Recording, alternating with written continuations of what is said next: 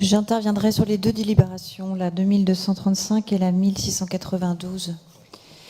Monsieur le Président, chers collègues, nous arrivons pratiquement au bout d'un long processus avec l'adoption ce jeudi de deux délibérations cadres relatives à l'investissement pour le développement de l'apprentissage et le règlement des aides aux apprentis. Ces délibérations font suite à l'adoption de la loi pour la liberté de choisir son avenir professionnel qui modifie profondément le rôle de la région en matière d'apprentissage.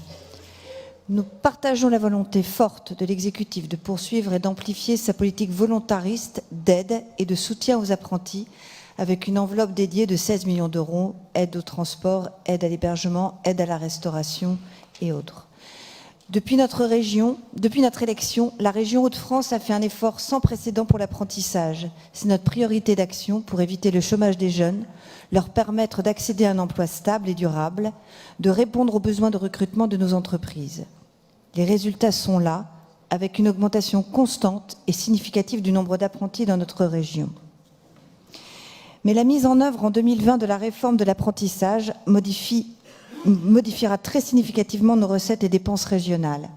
Et nous sommes néanmoins inquiets. Pour les futures dépenses d'investissement, des subventions seront versées par l'État aux régions à partir du 1er janvier 2020 via France Compétences. À ce jour, le montant des enveloppes dédiées à chaque région n'est toujours pas fixé.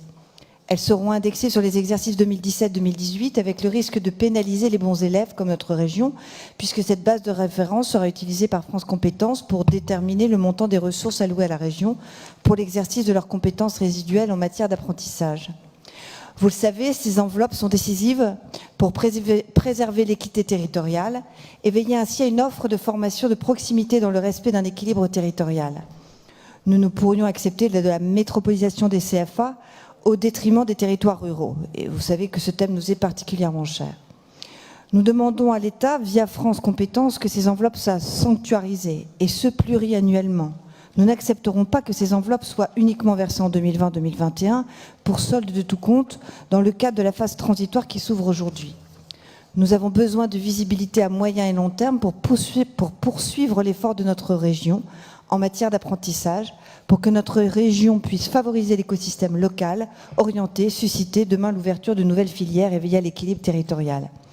Cette dotation d'investissement sera fixée par décret en Conseil d'État après concertation avec les régions.